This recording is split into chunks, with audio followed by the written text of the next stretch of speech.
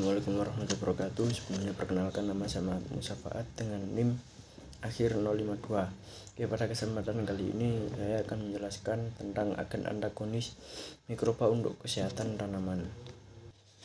Pendahuluan. Latar belakang budidaya tanaman seringkali menghadapi berbagai masalah yang menghambat upaya peningkatan produksi. Salah satu kendala utamanya adalah serangan hama dan penyakit. Nah, untuk cara yang banyak digunakan petani ini dengan menggunakan pestisida sintetis.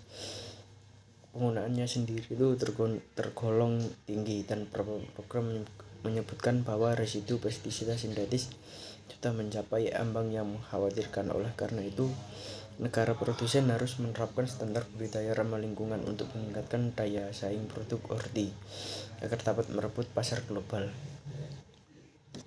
Peningkatan daya saing dapat dilakukan melalui penyediaan produk yang bebas residu.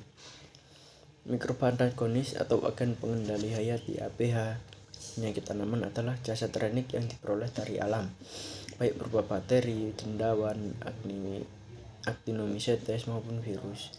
Ini dapat menghambat, memusnahkan organisme pengganggu tanaman.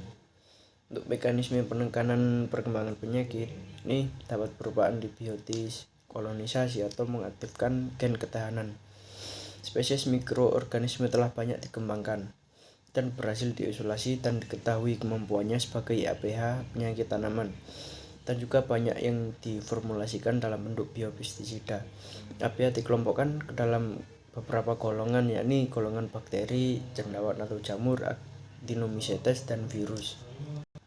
Nah, salah satu kelompok actinomycetes yang telah diteliti dan digunakan sebagai APH penyakit ini adalah Streptomycetes spp. Mikroba antagonis ini mengandung antibiotik yang efektif mengendalikan R. solani dan F. oxyvorum pada kapas.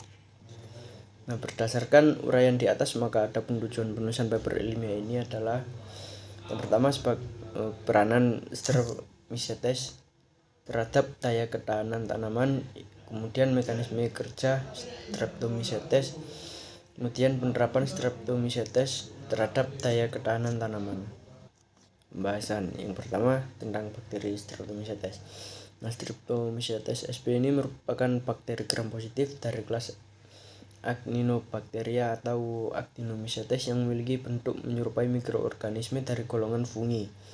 Sebagian besar jenis Streptomycetes yang ditemukan merupakan organisme saprofit karena mendapatkan nutrisi dengan cara menguraikan bahan organik.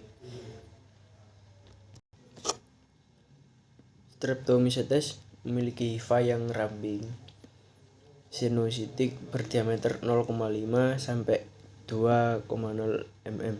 Bila dewasa, miselium udara membentuk rantai yang terdiri dari 3 sampai banyak conidia. Bakteri heterotrof, oksidatif, aerob, dan suhu optimum antara 25 sampai 35 derajat Celcius. Kemudian peranan Streptomyces terhadap daya ketahanan tanaman. Nah, selain sebagai organisme saprofit, Streptomyces dapat bersimbiosis dengan tanaman, baik yang bersifat menguntungkan maupun merugikan. Streptomyces dapat tumbuh di berbagai lingkungan dan dapat bertahan pada kondisi yang tidak optimal atau pada kondisi yang ekstrim. Metabolit yang umumnya dihasilkan dalam rangka adaptasi terhadap lingkungan yaitu geosim dengan aroma yang menyerupai tanah yang menjadi ciri khas dalam identifikasinya.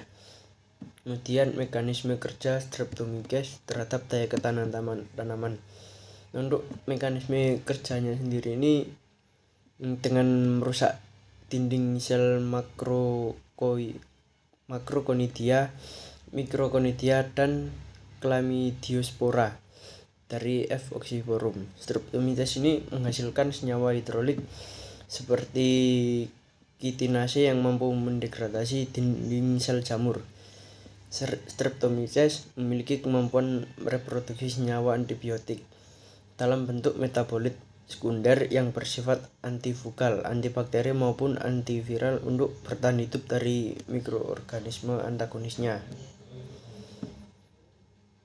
Kemudian penerapan Streptomyces terhadap daya ketahanan tanaman. Aplikasi suspensi Streptomyces dapat dilakukan dengan penyiraman pada tanah. Penyiraman tersebut bertujuan untuk menginokulasikan Streptomyces pada ruang perakaran tanaman sehingga dapat terjadi simbiosis.